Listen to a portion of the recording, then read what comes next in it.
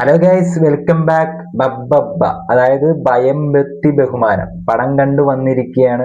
കുറെ കാലമായി ഗൈസ്, ഒരു നല്ലൊരു സിനിമ ഉണ്ട്, തിയേറ്റർ എക്സ്പീരിയൻസ് മസ്റ്റ് ആയിട്ട് കാണേണ്ട ടൈപ്പ് മൂവീസ് നമ്മൾ മിസ് ചെയ്യാണ്ട് കുറെ നാളായി. അവസാനം ഞാൻ കണ്ടെന്ന് വെച്ചാൽ ആവേശം മൂവിയാണെന്ന് തോന്നുന്നു. ഇതുപോലത്തെ നല്ല ഒരു പീക്ക് ലെവൽ തിയേറ്റർ എക്സ്പീരിയൻസ് എന്ന ടൈപ്പ് മൂവി കണ്ടെന്ന് തോന്നുന്നത്. പിന്നെ അത് കഴിഞ്ഞിട്ട് ഞാൻ വേറെ കണ്ടൊന്നുമില്ലെന്ന് തോന്നുക. പക്ഷെ അത് ഇനി ഇത്രയും കാലത്തിന് ശേഷം ഒരു കിടിലൻ തിയേറ്റർ എക്സ്പീരിയൻസ് സമ്മാനിച്ച പടം എന്ന് വെച്ചാൽ ബബ്ബബ്ബയാണ്. ഒരു രക്ഷയില്ലെന്ന് വെച്ചാൽ ഒരു രക്ഷയില്ല. അമ്മ എനിക്ക് പറയാതിരിക്കാൻ പറ്റുള്ള ഒരു കിടിലൻ തിയേറ്റർ എക്സ്പീരിയൻസ് തന്നെ.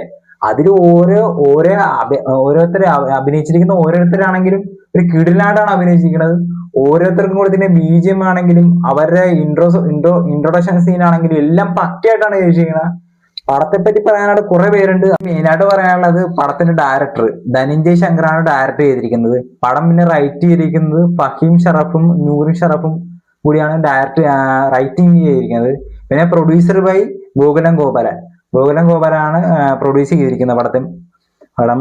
പിന്നെ എഡിറ്റർ ബൈ രാജൻ എബ്രഹാം എന്ന വ്യക്തിയാണ് എഡിറ്റ് ചെയ്തിരിക്കുന്നത്.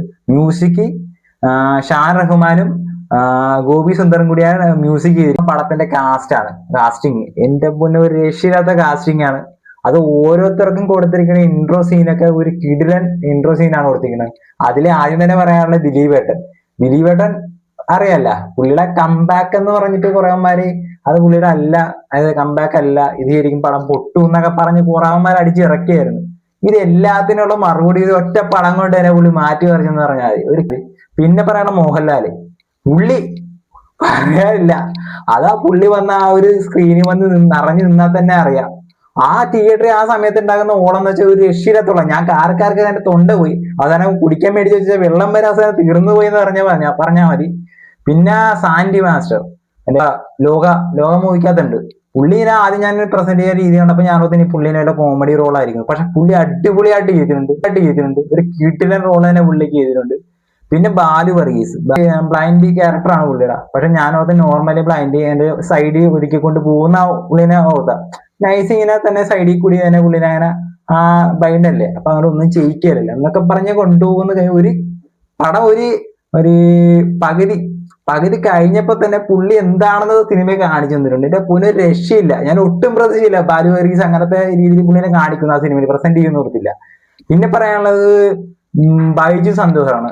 പുള്ളി അത്യാവശ്യം നല്ലവരെ അഭിനയിച്ചിട്ടുണ്ട്, കുഴപ്പമില്ല അത്യാവശ്യം. പിന്നെ സിദ്ധാർത്ഥ് ഭരതൻ പുള്ളി അത്യാവശ്യം നല്ല രീതിയിൽ അഭിനയിച്ചിട്ടുണ്ട്.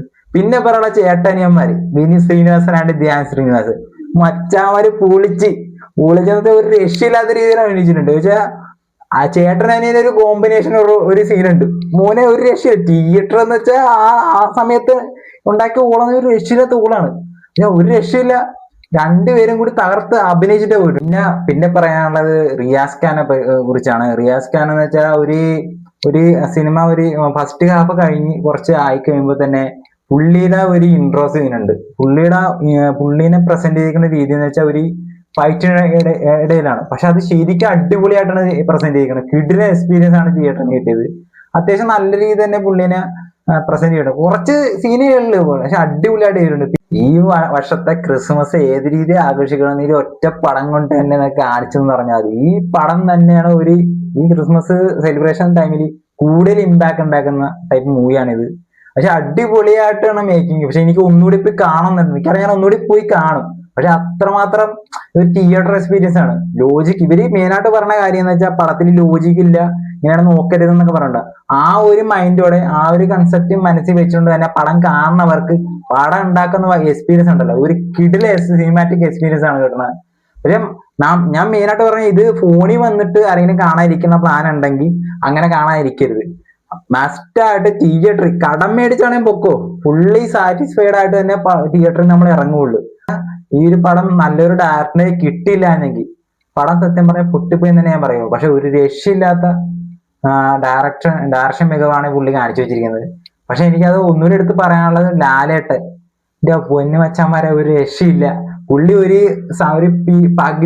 പകുതിയൊക്കെ കഴിയുമ്പോഴായിരിക്കും പുള്ളി വന്ന് കയറണത്. ആ സീൻ തൊട്ട് അങ്ങോട്ട് കത്തിക്കല. പിന്നെ കാറലായി കൂവലായി തിയേറ്റർ ഫുള്ള് അങ്ങോട്ട് ഊളപ്പരപ്പാന്ന് പറഞ്ഞാൽ ഒരു രക്ഷയില്ലാത്ത തിയേറ്റർ എക്സ്പീരിയൻസ് ആണ്. ഒന്നുകൂടി എടുത്തു പറയാം, മസ്റ്റ് ആയി തിയേറ്ററിൽ തന്നെ പോയി കാണുക. തിയേറ്ററിൽ തന്നെ പോയി കാണണമെന്നാണ് ഞാൻ പറയണത്. OTT വന്ന് ഫോണിൽ കാണാനാ TV കാണാനൊക്കെ ഇരിക്കണമാർക്കും ശരിക്കും തിയേറ്റർ എക്സ്പീരിയൻസ് നഷ്ടമായാണ്.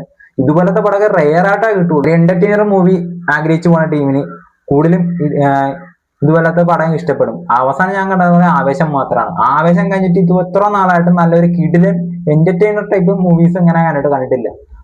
അതേ ആ ഒരു കൺസെപ്റ്റ് അവരെന്താണ് തിയേറ്ററിലും ട്രെയിലറിലും ടീസറിലൊക്കെ പറഞ്ഞ് ആ ഒരു മൈൻഡിൽ വെച്ച് തന്നെ നമ്മൾ ഈ പടം കാണാൻ പോണവർക്കാണെങ്കിണ്ടല്ലോ ഫുള്ളി സാറ്റിസ്ഫൈഡ് ആയിട്ട് തന്നെ ഇറങ്ങിപ്പോരാ.